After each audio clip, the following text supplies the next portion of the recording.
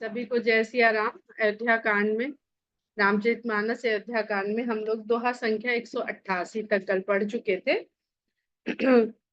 पै आहार फल असन एक, निस भोजन एक लोग, करत राम हित नेम व्रत, परिहरि भूषण भोग। व्रत की इतनी सुंदर और सरल जितनी परिभाषा गोस्वामी जी ने मानस में लिख दी है, शायद ही किसी शास्त्र में लिखने पढ़ने को मिलती होगी हमें। व्रत में जो भी संकल्प हम लेते हैं भगवान की भक्ति का या कुछ अपनी कामनाओं की पूर्ति का, तो हमारा ध्येय वहां होना चाहिए जिस कारण से हमने ये संकल्प लिया है। हमारा ध्यान वहां होना चाहिए। कोई बुराई नहीं है, हम संसार में रहते हैं, हम सबको सांसारिक वस्तुओं की आवश्यकता होती है, कुछ ऐसे जीवन की आवश्यकताएं होती हैं जिनको पूर्ति होने पर ही सबको संतुष्टि मिलती है। तो वहां पर हमारा ध्यान होना चाहिए कि लक्ष्य हमारा क्या है, और उस लक्ष्य की प्राप्ति के लिए अगर हमने व्रत उपवास रखा है तो उसका एक ही कारण होता है कि हम अपने शरीर को कष्ट देना चाह रहे हैं। वो एक तरह का तप है। तो तप का मतलब क्या है? शरीर को तपाना। यानी अब हम वन में तो जाके नहीं तप कर सकते हैं, हम लोग गृहस्थ लोग हैं, तो उस तप को गृहस्थी में घर में करने के लिए हम लोग व्रत रखते हैं, तो अपने शरीर को कष्ट देते हैं। और पहला कष्ट क्या है? जिससे क्षति नहीं होती है। बहुत तरह के कष्ट हैं, सबसे बढ़ के तो मानसिक कष्ट है। तो हम अपने शरीर को कष्ट देते हैं, और ऐसा कष्ट देते हैं जिससे हमारे शरीर की कोई क्षति नहीं होती है, यानी भूखे रहते। अब अगर हम अपनी आवश्यकताओं में देख लें तो भोजन ही ऐसी चीज है जिसके बिना हम सबसे अधिक समय तक ठीक से रह सकते हैं, क्योंकि उसकी हमारे पास बहुत मात्रा में संचय बहुत कर रखा है। हमारे शरीर की ऐसी व्यवस्था है कि वो संचित करके रखे रहता है। तो भले ही हमको भूख का कष्ट हो रहा हो, पर हमारे शरीर को उसका कोई नुकसान नहीं होता। तो हमको क्या करना चाहिए कि उतना ही भोजन करें जितना की आवश्यकता है। इसमें सबके लिए अलग अलग लिख दिया उन्होंने। कोई जल पी के रह रहा है, कोई फल खा के रह रहा है, कोई एक समय का भोजन करके रह रहा है। लेकिन उसमें महत्वपूर्ण क्या है कि करत राम हित नेम व्रत, परिहरि भूषण भोग, कि भोग से थोड़ा दूर रहें। अगर हम लोग व्रत रखते हैं और ये उस दिन ये संकल्प कर लें कि चलो आज हमारा व्रत है, आज हम एसी में नहीं सो, तो ये किसी भी वन में जाके बैठ के तपस्या करने के बराबर होगा एक गृहस्थ के लिए। हम सादा भोजन करते हैं ना, हम उस दिन विलासिता पूर्ण भोजन नहीं करते हैं, मसाले नहीं खाते हैं, तरह तरह के पकवान नहीं खाते हैं, फल दूध जिसमें कि नाम मात्र का मसाला, किसी किसी में नमक तक नहीं, जो उस भोजन के स्वाद को बढ़ाती है वो सब चीजें हम कट करते हैं। तो इसका तात्पर्य यह नहीं कि हम उसका सब्स्टिट्यूट ढूंढ लें कि ये नहीं खा पा रहे हैं तो लाओ ये खा लें, कि चीनी नहीं खा पा रहे हैं तो लाओ छुहारे से मीठा कर लें। नहीं, उसको हमें साधना है। भूख को भी साधना, और भूख के साथ साथ जिह्वा को भी साधना है। जिह्वा साध नहीं पा रहे हैं और मुक्ति की बात करते हैं, अपनी इंद्रियों को, कर्मेंद्री ज्ञानेंद्री को साधने की पहला पहला ये है। तुरंत सलाइवा बनता है, देखिए, वो हमारी अनैच्छिक क्रिया होती है। भूख में नहीं, पेट भरा हो तो नहीं बनती है, लेकिन भूखे रेस्टोरेंट में जाइए, मॉल में जाइए, जिधर खुशबू आती है तुरंत नाक से गई और भूख, पेट में हार्मोन सेक्रेट होने लगता है, जुबान में सलाइवा बनने लगता है। तो इस पर नियंत्रण करना है। ये अपनी क्षमता भर हम भोजन पे, जल पे, सब पे नियंत्रण करें, लेकिन भोग से दूर रहना तो सरल है ना, उसमें ज्यादा कष्ट नहीं है। अगर कर सकते हैं तो करें इस तरह का, जिसमें हम अपने भोग को थोड़ी, नहीं दिन भर के लिए, कुछ घंटे के लिए, इतने घंटे कहते हैं आजकल ना कि भाई मोबाइल का व्रत ले लीजिए कि हम 6 घंटा मोबाइल नहीं देखेंगे। ये नियंत्रण है आपका अपने ऊपर। 6 घंटा नहीं तो 1 घंटा, 2 घंटा बढ़ाइए धीरे धीरे। उसके बहुत सारे दुष्परिणाम सामने आ रहे हैं। आप सब लोग अखबार पढ़ते हैं, बच्चों के विकास के बारे में जानते समझते हैं, सब समझते हैं। तो सही तीर बस चले बिहाने, श्रृंग बेरपुर सब निहराने। अगले दिन सही के तीर से आगे बढ़े और श्रृंगवेरपुर के निकट सब लोग पहुंच गए। समाचार सब सुने निषादा, हृदय विचार करे करे सब इसादा। जब निषाद को ये खबर मिली कि भरत जी बहुत बड़ी सेना के साथ, इतना बड़ा जन समूह था भरत जी के साथ। वाल्मीकि रामायण पढ़िए तो पता चलेगा कि हजारों हाथी, लाखों घुड़सवार और लाखों पैदल यात्री, बहुत सारी शिविकाएं उनके साथ चल रही थी। तो दूर से देखने में क्या लगेगा।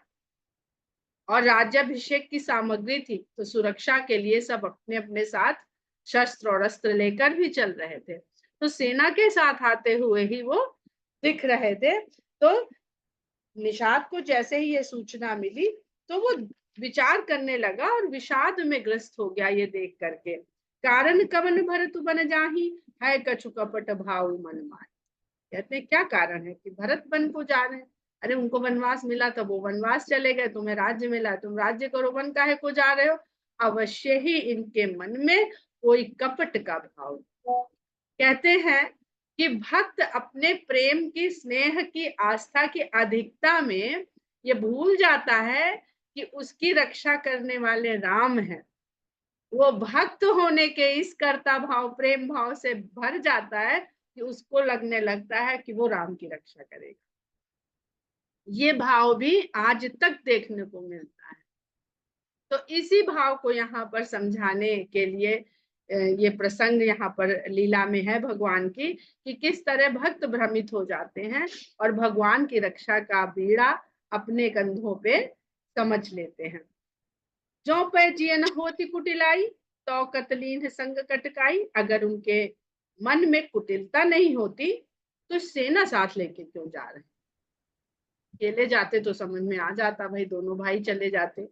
जान ही सानुज राम हिमारी, करऊं अकंटक राज सुखारी। अब जो हम लोग कथा पढ़ रहे हैं, हम लोग तो राम जी का भी पूरा दृश्य देखा हुआ है, और भरत जी क्या सोच के अयोध्या से निकले हुए हैं, क्या उनका मंत्रणा हुई है, वो भी हम लोग जानते हैं।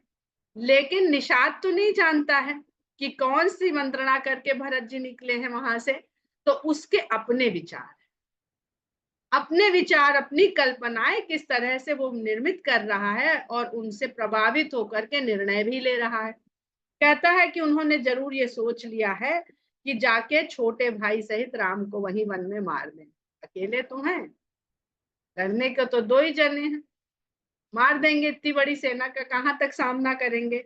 और करो वो कंटक राज सुखारी। माता की तो बुद्धि शायद ठीक नहीं थी, जो 14 वर्ष का वनवास दिए, 14 वर्ष बाद लौटेंगे तो निश्चय ही जो अयोध्या के लोग हैं, जो दरबार है पूरा, वो कोई ना कोई तो बखेड़ा खड़ा करेगा कि भाई था तो इनका, तुमको तो 14 ही वर्ष के लिए मिला था, अब वो आ गए हैं, अब फिर से इनको राज्य सौंप दो, तो चलो ये रास्ते का कांटा दूर करते हैं।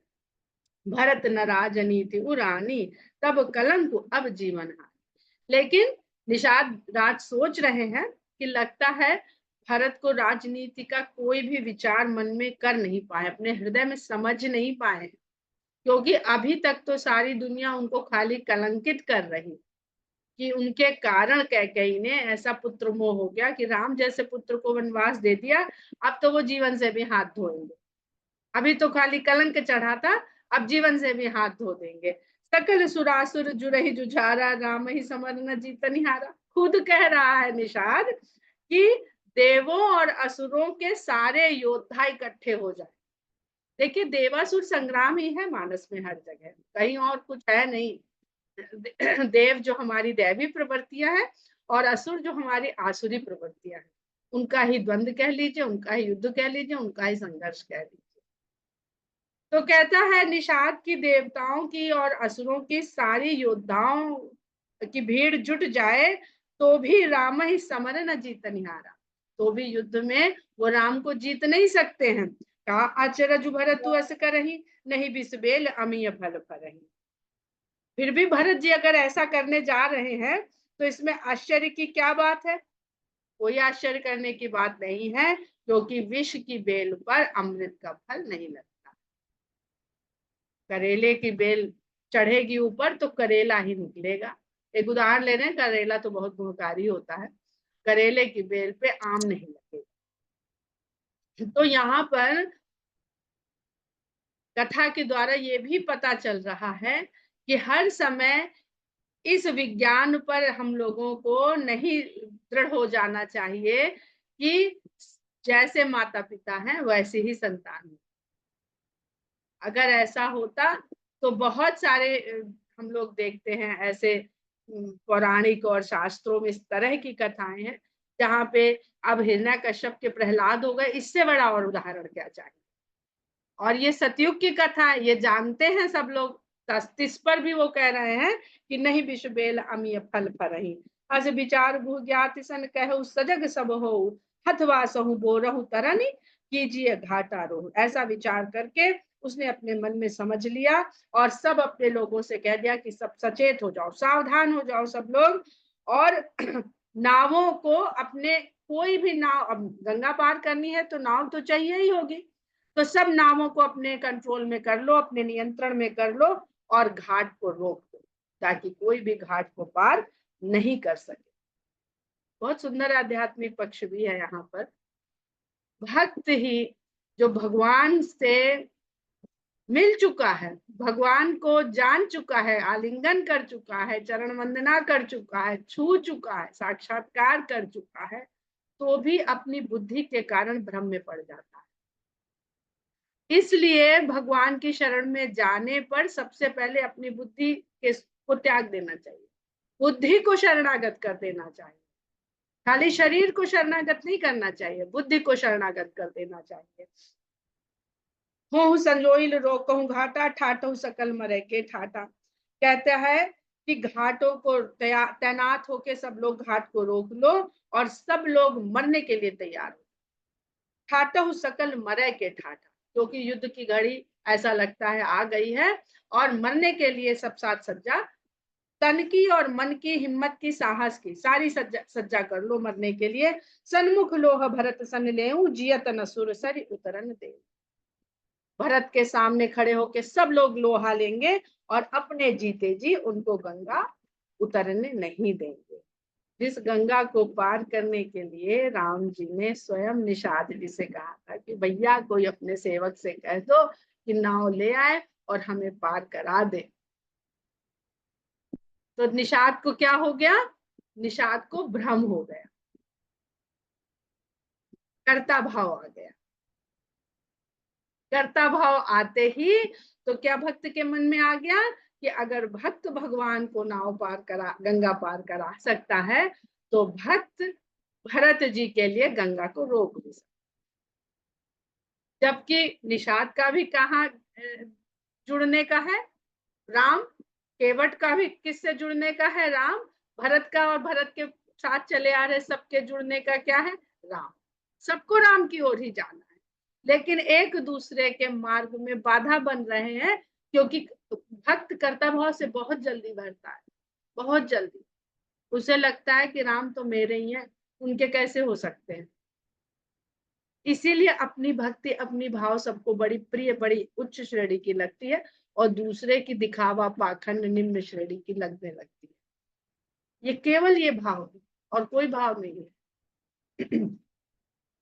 समर मरन पुनि सुरसर धीरा, राम काज छन भंगु शरीरा, भरत भाई नृप मैं जन नीचू, बड़े भाग अस पाई मीचू। कहते हैं किस प्रकार अपने लोगों को उत्साह वर्धन कर रहा है, तो कहता है कि एक तो युद्धों में मरना और उस पर गंगा जी के किनारे मरना, इस पर राम के कार्य के लिए मरना। तो ये तो शरीर क्षणभंगुर है ही, इसको तो एक दिन खत्म ही होना है। लेकिन इन 3 कारणों में अगर ये शरीर जाएगा तो भरत भाई नृप मैं जन नीचू, और उसके बाद किसके साथ युद्ध करने को मिल रहा है? भरत, जो राम के भाई हैं, राजा हैं, और हम लोग तो कितने नीच केवट जाति के लोग, छोटी सी यहाँ पे बस्ती में अपना राजकाज शासन चलाते रहते हैं। तो ऐसे के साथ हमें युद्ध करने को मिल रहा है, तो बड़े भाग्य से इस प्रकार की मृत्यु मिलती है।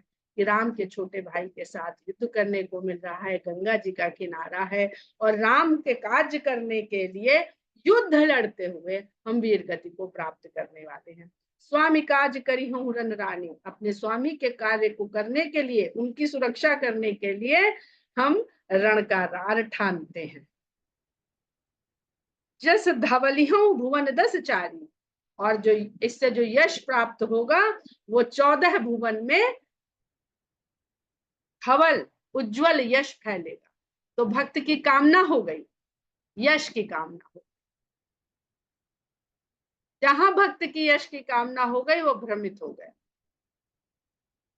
यश उसको भगवान की ही सेवा का है, लेकिन इसीलिए कहते हैं सबसे बड़े भक्त जो है वो भरत जी और हनुमान जी ही हैं।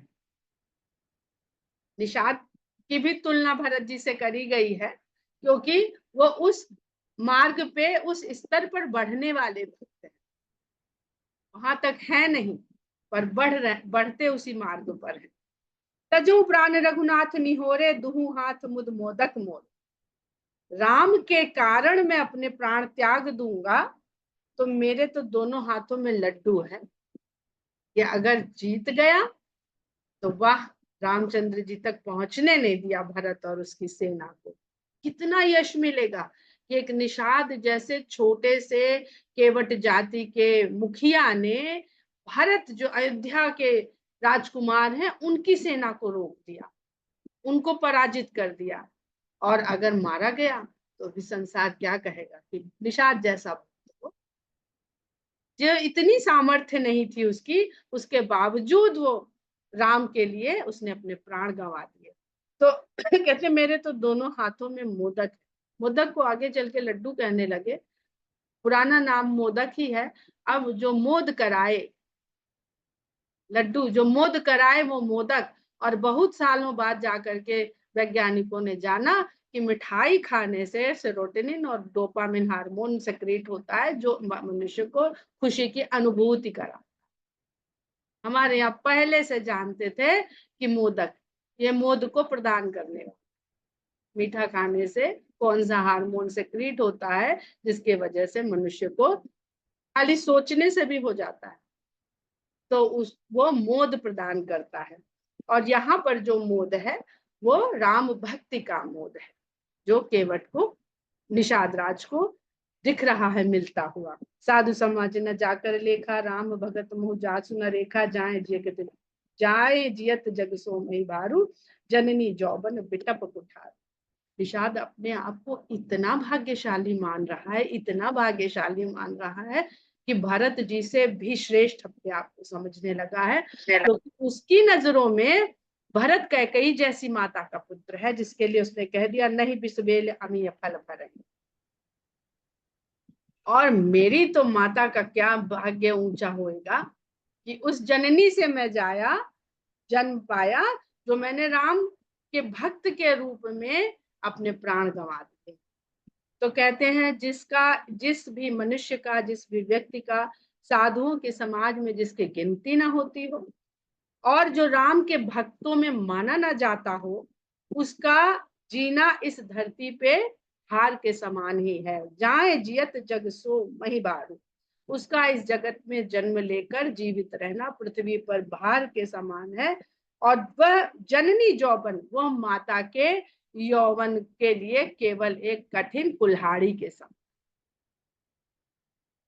युवावस्था में स्त्री पुत्र को जन्म देती है तो वो क्या अपयश प्रदान करना, यश को काट देना, कीर्ति का नाश कर देना। अगर भरत जी ऐसा करके ऐसा ही करने जा रहे हैं जैसा निषाद कह रहा है, तो कितनी बढ़िया तरीके से अपने पूरे कुल का नाश कर रहा है।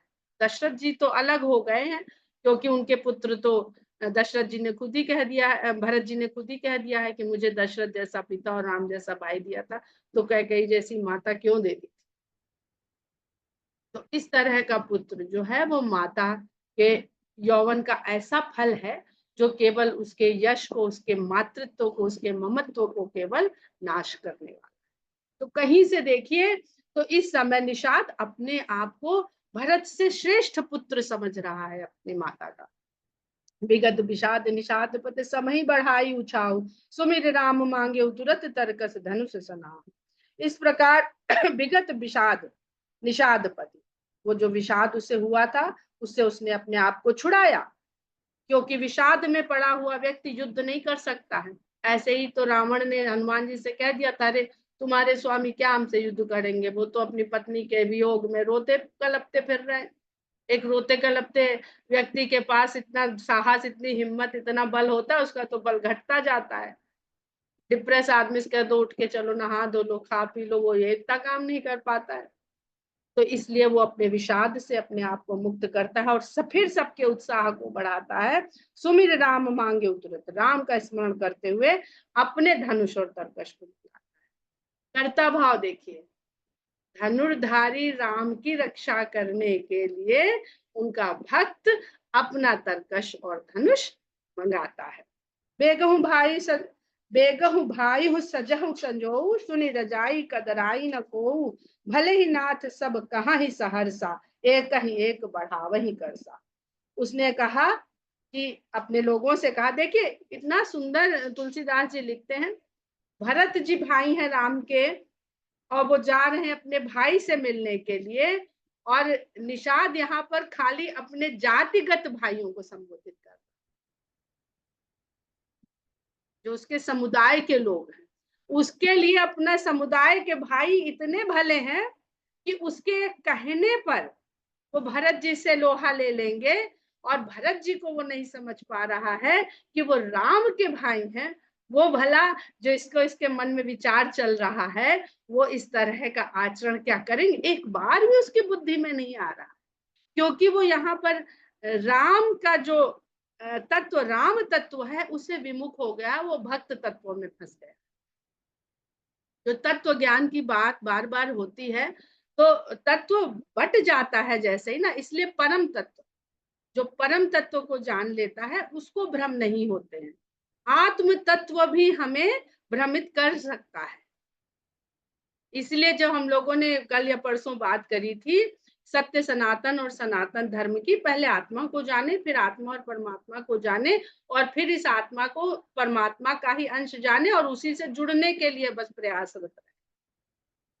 तो यहाँ पर वो भक्त के अपने आत्म तत्व से भर गया है और कहता है कि शीघ्रता से सब लोग साज सज्जा सजा लो, युद्ध की सामग्री सजा लो, और मेरी जो आज्ञा है उससे कोई कायरता में मत पड़ जाना, पछताने मत लगना, भले ही नाथ सब कहां इस हर्ष। सब हर्ष के सहित कहते हैं कि हे स्वामी आप बिल्कुल ठीक कह रहे हैं, हम कतई पीछे नहीं हटेंगे, एक ही एक बढ़ा वही कर सब, और एक दूसरे का सब उत्साह बढ़ाने लगते हैं। चले निषाद जोहारी जोहारी, सूर सकल रन रूचे रारी। और निषाद को प्रणाम करते हुए सब युद्ध के लिए ऐसे पंक्तिबद्ध होकर के चल पड़ते हैं। और ऐसे लोग हैं वो, ऐसे निषाद के समुदाय के लोग हैं, सूर सकल, सब के सब शूरवीर हैं, और रन रुचि रारी, जिनको युद्ध लड़ने में बड़ी रुचि आती, योद्धा प्रवृत्ति के लोग हैं। सुमिर राम पद पंकज पनही, भांति बांध चढ़ाइन धनई।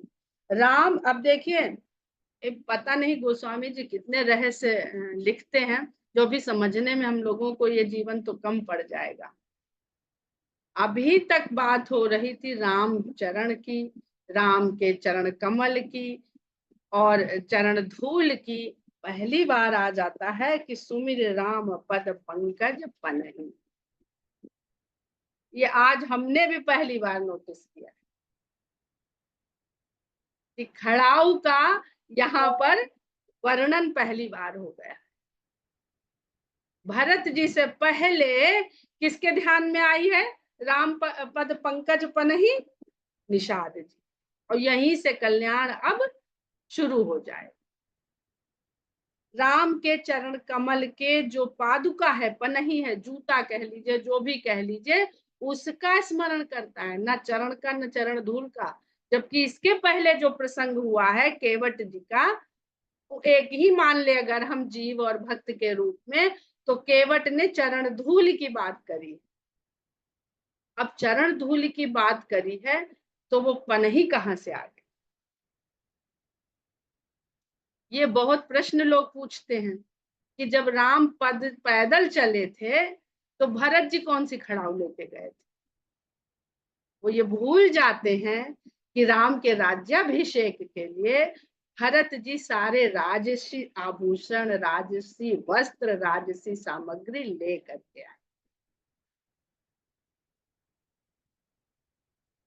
और ये तो पता नहीं है निषाद जी को कि जूते भी आ रहे हैं रामचंद्र जी के साथ में, भरत जी के साथ में।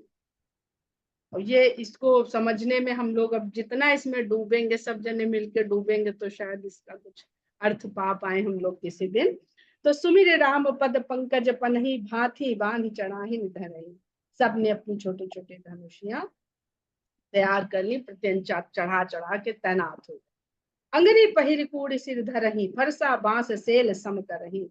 अंग में पहनने, अंगरी पहिर, अंग में जो कवच इत्यादि पहनते हैं वो पहन लिया, और सिर पे हेलमेट, कूड़ी जो टोपी होती है अपने को युद्ध में बचाने वाली, हेलमेट जिसे आजकल कहते हैं, वो पहन लिया। और जो भी उनके जिस तरह के हथियार है, फरसा है, बांस है, सेल है, इनको सबको सुधारने लगे बराबर, ठीक। सम, सम का मतलब आप संगीत वाले जानते होंगे, सम पे ले आना, मतलब छोड़ा और फट से सम पे, जब चाहे 10 लोग बजा रहे हो, गा रहे हो, पर जब सम पे आते हैं तो सब एक साथ फट से सम पर आ जाते हैं। तो सम का बहुत बड़ा महत्व है संगीत की दुनिया से, जो अध्यात्म में जो लोग यहाँ गाने वाले बैठे वो समझ रहे होंगे कि सम का कितना बड़ा महत्व होता है। और ये भी जानते होंगे कि रिक्त के बाद सम आता है, सम से पहले हमेशा रिक्तता आती है। तो यही उत्तरकांड में जो चौपाई है कि बिनु बिनु विज्ञान की समता, वही को अवकाश की नभ बिनु पावई। रिक्तता नहीं होगी तो कुछ वहां पे कैसे धरा जाएगा, कैसे आएगा। आगे कहते हैं कि एक कुशल अति ओड़न खाड़े, कूदहि गगन मनहु छिति छाड़े। किस प्रकार के योद्धा हैं, एक तो इतने कुशल हैं, ओड़न खाड़े, खाड़े यानी खड्ग, खड्ग यानी तलवार, ओड़न माने ओट कर लेना।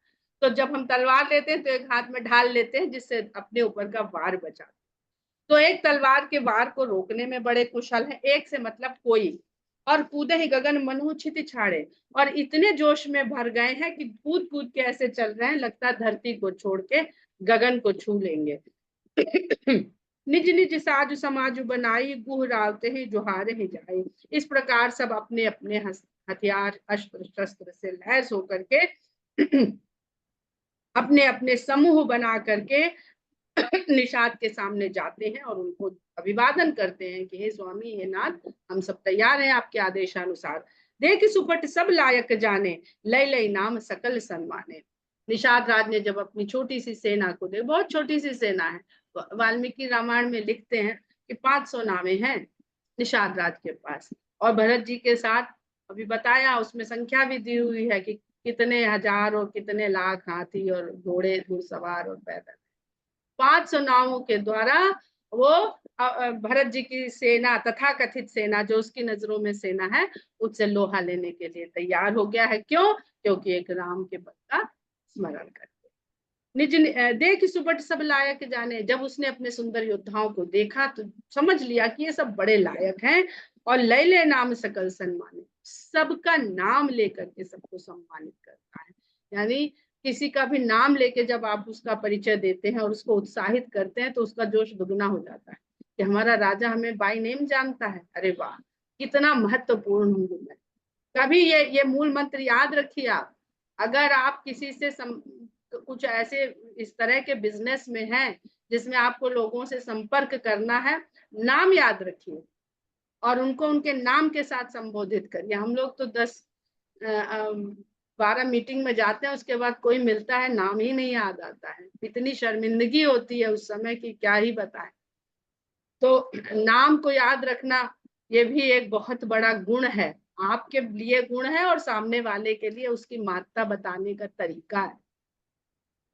भाई हुलावो धोख जन आज काज बड़ मोहि, सुनि सरोस बोले सुबट वीर अधीर न हो। कहता है निषाद राज कहते हैं कि हे भाइयों, देखो आज बहुत बड़ा काम हमने ठान लिया, इसमें धोखा मत दे जाना।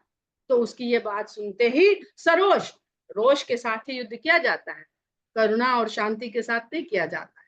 तो सरोष उसके सारे योद्धा बोलते हैं कि आप अधीर मत होइए, हम वीरता के साथ आपकी पूरी अपेक्षाओं को पूरा करेंगे। राम प्रताप नाथ बल तोरे, करहि कटक बिनु भट बिनु घोरे।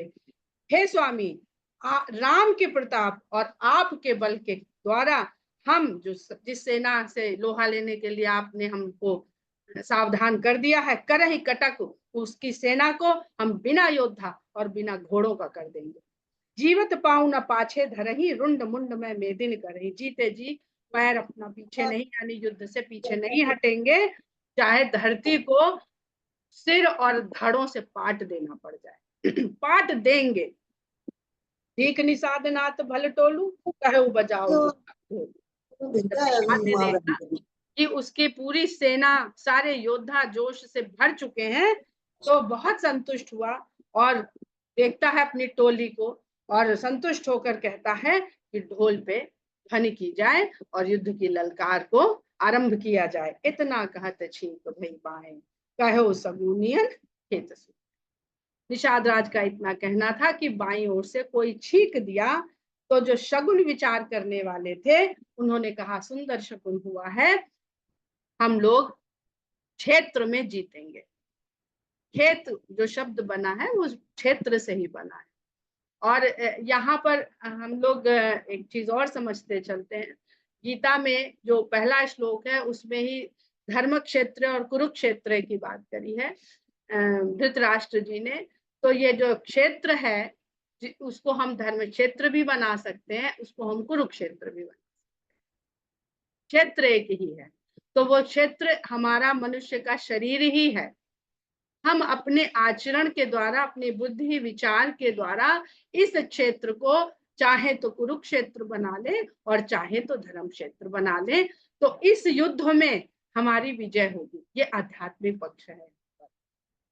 कहे सगुनियन खेत सुआई, बूढ़े को कहे सगुन विचारी, भरत ही मिली या न हो ही राय। एक बूढ़ा व्यक्ति भी उनके पूरे टोली में था जो शगुन विचार करने में सिद्धहस्त था। उसने अपना शगुन विचार करके कहा, बताया कि भरत से मिलने पर मेरा शकुन तो ये कहता है कि युद्ध नहीं हो, रार नहीं होगी। भरत ही मिलिए न हो ही, भरत से मेल होगा, रार नहीं होगी। राम ही भरत मनावन जाही, सगुन कहा ही अस विग्रह। भरत तो राम को मनाने के लिए जा रहे हैं, मेरा शकुन ऐसा कह रहा है कि उनके जाने में कोई विग्रह का भाव नहीं, अलगाव का कोई भाव नहीं। सुनि गुह कहाई नीक कह बूढ़ा, सहसा कर पछता ही गुरु। कबीरदास जी का जो दोहा है छोटा सा, कि बिना विचारे जो करे सो पाछे पछताए, काम बिगाड़े आपनु जग में होत हसाए। इस दोहे को, इस सिद्धांत को इस प्रसंग में तुलसीदास जी ने उदाहरण सहित हमारे सामने परोस कर रख दिया है और ये भी समझाया दिया है कि जब भी आप किसी भी कार्य के लिए चलिए तो अपने साथ बुजुर्गों को रखिए और उनकी सुनिए और मानिए, विचार करिए। ये नहीं कह रहे उड़ा गए बक बक करते हैं, उनको जो बकते हैं बकने दो, आप सब तैयारी कर लिए, अब ये कह रहे हैं कि नहीं नहीं युद्ध नहीं करो, युद्ध नहीं होएगा। तो गोह ने जब ये सुना तो उन्होंने कहा कि बुढ़ऊ ठीक कह रहे हैं, ऐसा ना हो कि हम अचानक से निर्णय ले लें, आगे बढ़ जाएं और बाद में मूर्खों की तरह पछताना पड़े।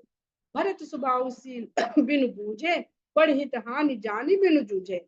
भरत के स्वभाव और शील को बिना पहचाने हुए बड़ी हित हानि, हित की हानि होगी, क्योंकि राम भी कल्याण करने जा रहे हैं और भरत भी कल्याणकारी ही हैं। तो कहीं ऐसा ना हो कि बिना विचार के जो हम ये कदम उठा लें तो कल्याण का नुकसान हो जाए, इसलिए बिना जाने बूझे तो हमको जूझना नहीं चाहिए, युद्ध के लिए तत्पर नहीं हो जाना चाहिए। गहाउ घाट भट समिट सब, लेऊ मरम मिल जाई, बूझ मित्र अरि मध्य गति, तस तब करी हूँ आई। तो कहते हैं अपने सारी टोली से कहता है कि गहाउ घाट भट समित, हे योद्धाओं तुम सब लोग इकट्ठे होकर घाट को तो रोक लो और मिल करके उनके मर्म को पहले जाना जाए। बूझ मित्र अरि मध्य गति, उनकी गति क्या है जाने की, मित्र की है, शत्रु की है या मध्य गति है। यही तीन मिलेंगे संसार में हमेशा। जो भी लोग हमें मिलेंगे वो या हमें मित्र भाव से मिलेंगे या हमें शत्रु भाव से मिलेंगे या उदासीन, कुछ लेना नहीं। हम लोग चलते हैं ना ट्रैफिक में, जब ट्रैफिक में चलते हैं तो कोई गाड़ी हमें मित्र भाव से मिलती है, भाई पास दे देती, निकल जाइए। कोई आके अड़ जाता है कि नहीं ऐसे कैसे, हम पहले निकलेंगे, और कोई ध्यान ही नहीं देता, भैया तुम अपने रास्ते जाओ, हम अपने रास्ते जाए। ऐसे ही जीवन है। तो कहते हैं कि पहले बूझ मित्र अरि मध्य गति तस् तब करिहूं, उसके बाद ही हम लोगों को सोचना चाहिए कि क्या किया जाए, और उसी के अनुसार फिर फैसला लेंगे, वैसा ही फिर आगे बढ़ेंगे। तो हम लोग दोहा संख्या 192 पे आज विराम करते हैं। जय सिया राम।